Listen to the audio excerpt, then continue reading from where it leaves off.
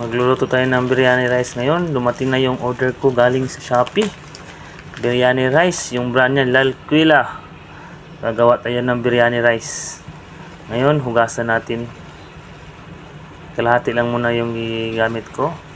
1 kilo yan na order ko. Yan, hugasan natin.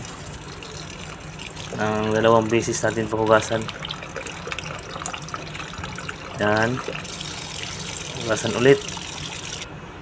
Tapos yan, ibabad na natin. Babad natin ng mga 30 minutes para mag-extend siya. Tapos magbo-boil tayo ng tubig. Lagyan natin ng cloves, black pepper, tapos kunting asin. Tapos tapon natin yung tubig na yan para ilipat natin sa kalaha. Pag kukulo na, ilagay na natin. Yan. Lagay natin, stir lang natin hanggang sa kukulo. Pag kukulo na yan, mag-expand na yan siya. Gagaya niya, no? Ang ganda pala ng rice na yan. Yan, huwag mo lang masyadong lutuin. Kung makita mo na parang extend siya, yan, pwede na yan. Salain na natin.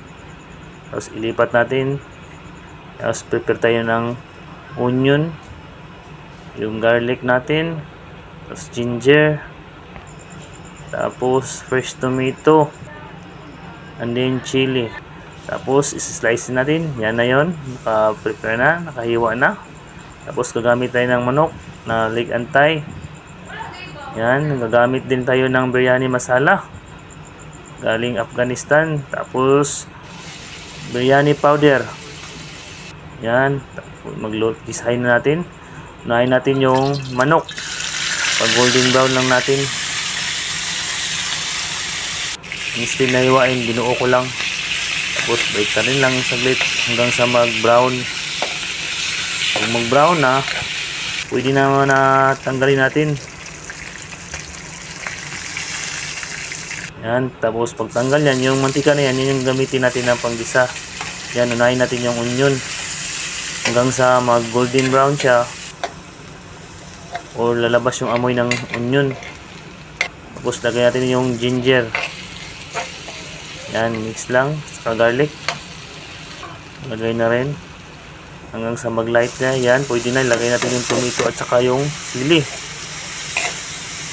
Mix lang. Hanggang sa mag-juicy siya. At saka matuyo yung kamatis at saka yung mga onion. Lagay natin yung masala mix. At saka yung biryani powder. Yan, i-mix lang natin. Tapos nyan, lagyan natin yung paminta. Tapos kunting asin. Yan, lagay natin yung manok.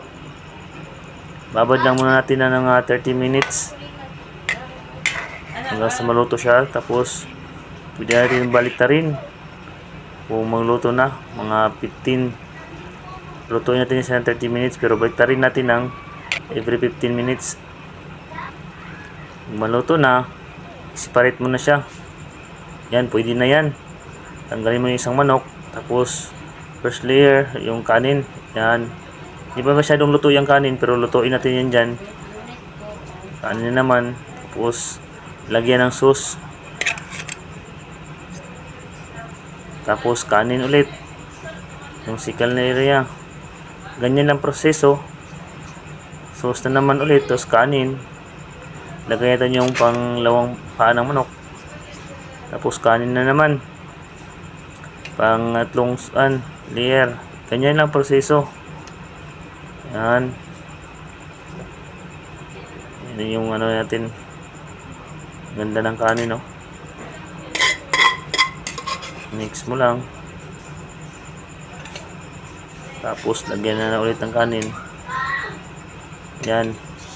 Palutuin na natin ng 15 minutes or 20 minutes kasi konti na lang ngayon na. Tapos lagyan natin ng lemon juice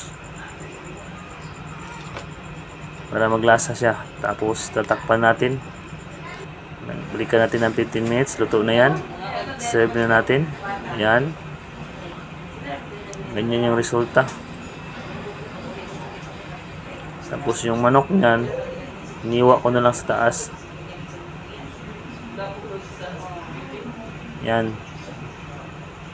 Maraming sa inyo pagproseso niyan. Maraming salamat. Depende sa inyo. Thank you for watching.